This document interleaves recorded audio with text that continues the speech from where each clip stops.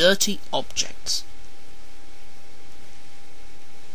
Toby and Henrietta take the workmen to the quarry every morning. At the junction they often met James. Toby and Henrietta were shabby when they first came and needed new paint. James was very rude. "Ugh, what dirty objects," he would say. At last Toby lost patience. "James," he asked, "why are you red?"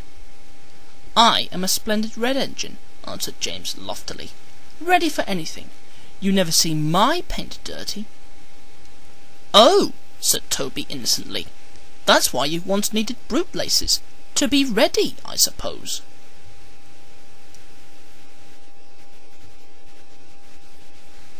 James went redder than ever and snorted off. At the end of the line, James left his coaches and got ready for his next train. It was a slow goods, stopping at every station to pick up and set down trucks. James hated slow goods trains. "Dirty trucks from dirty sidings. Ugh," he grumbled.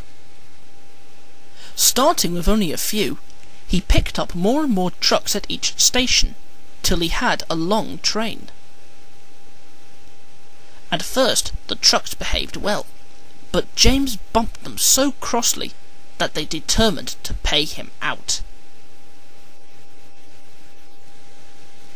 Presently, rumbling over the viaduct, they approached the top of Gordon's Hill.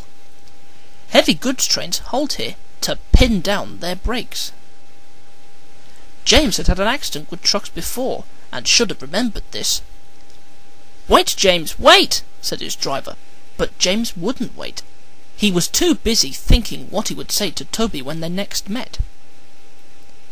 Too late, he saw where he was and tried to stop. "Hurrah! Hurrah!" laughed the trucks, and banging their buffers, they pushed him down the hill.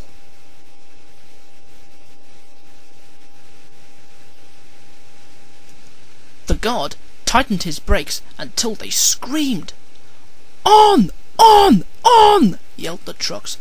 "I've got to stop! I've got to stop!" groaned James, and setting his brakes, he managed to check the truck's mad rush, but they were still going much too fast to stop in time. Through the station they thundered and lurched into the yard.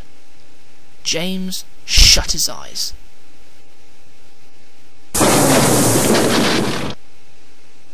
There was a bursting crash, and something sticky splashed all over him. He had run into 2 tar wagons and was black from smoke box to cab.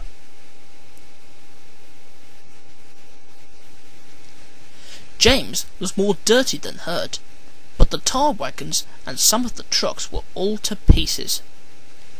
The breakdown train was in the yard, and they soon tidied up the mess. Toby and Percy were sent to help, and came as quickly as they could. "Look here, Percy!" exclaimed Toby. "Whatever is that dirty object?"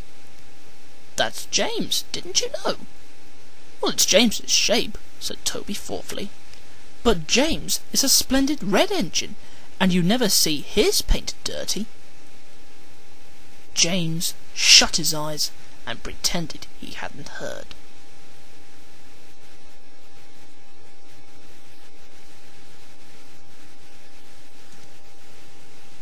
They cleared away the unhurt trucks and helped James home. The fat controller met them. "Well done, Percy and Toby," he said. He turned to James. "Fancy letting your trucks run away. I am surprised. You're not fit to be seen. You must be cleaned at once. Toby shall have a new coat of paint. Chocolate and blue, I think." "Please, sir, can Henrietta have one too?" "Certainly, Toby," he smiled. "She shall have brown, like Annie and Clarabel." "Oh, thank you, sir. She will be pleased." Toby ran home happily to tell her the news.